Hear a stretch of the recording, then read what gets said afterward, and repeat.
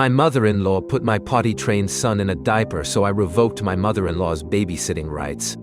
Me, 29F, and my husband, 31M, have a son, 3M, and a baby girl on the way. As a baby, my son developed a severe allergy to diapers. He'd get awful rashes that took way too long to get better, and nothing we did helped much.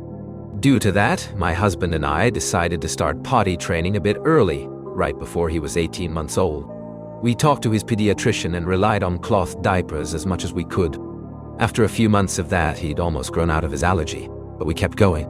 Today, he's fully potty trained. He has some very rare accidents, but only when he tries to delay his bathroom trips for too long. When that happens, we wash him up and replace his underwear. My husband's mother was firmly against our decision to potty train our son early. She insisted that it would lead to IBs and that he should wear diapers until he was at least 3. She tried to convince us to change our minds for months, but we held our ground. In early December, I had a doctor's appointment while my husband was at work, so I left our son with my mill for a couple hours. Sometime later, she called me and said my son had a bathroom accident.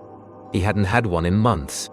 I instructed her on how to proceed, as well as where to find the spare clothes I'd packed for him.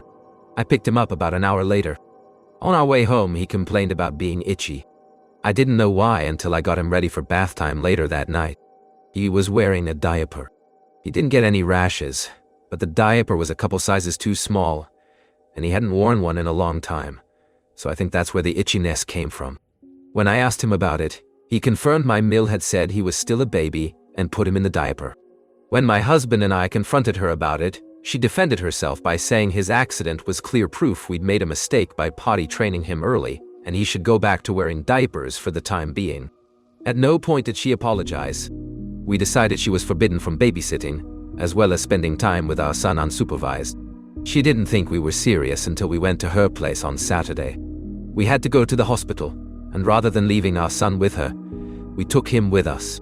Now that she knows we're serious, she's calling us dramatic and ungrateful, as well as claiming we're alienating her from her grandchildren out of stubbornness. She maintained she was right about early potty training being a bad idea, and was only trying to help us. I don't think we're in the wrong, but this does feel a bit dramatic. My Bill, who was skeptical of our decision back in the day, thinks we're right to be angry, but it's still an overreaction to revoke her permission to babysit our son. Hey guys, thank you for your comments and reassurance. It's good to know I'm not crazy. I didn't think I'd write an update, at least not this soon, but I found out something this week that cemented things for me. Since the diaper incident happened, I've been wondering where my mill had gotten the diaper from. When I asked her about it, she told me it was a leftover from when my son was younger. As much as I didn't think that was true, it did make some sense, and she swore by it. When I asked my son back in December, he just told me she had the diaper. After my original post, some people reached out to me with theories about that. I talked to my husband about them, and on Friday we decided to confront his mother again. We did it over the phone, after our son went to bed. This time she decided she wanted to come clean, her exact words.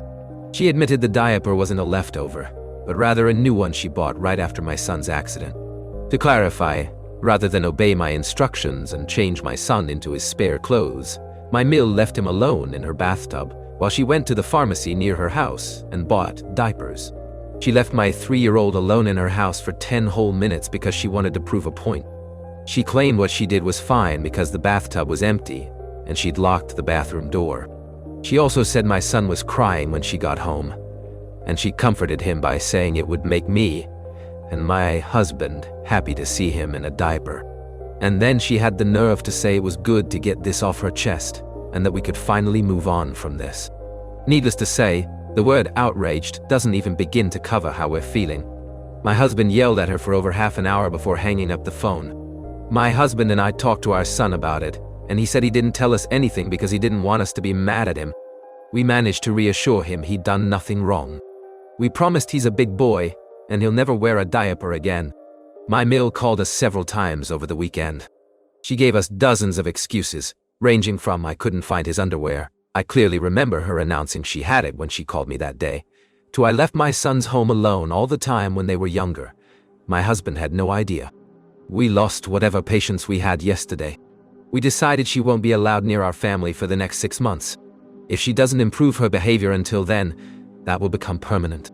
She's also uninvited from our son's 4th birthday party next month and won't be allowed to see our daughter at the hospital when she's born. I'm due in May. We sent her a text with the above before blocking her. That was all yesterday, so we'll see how it goes from here.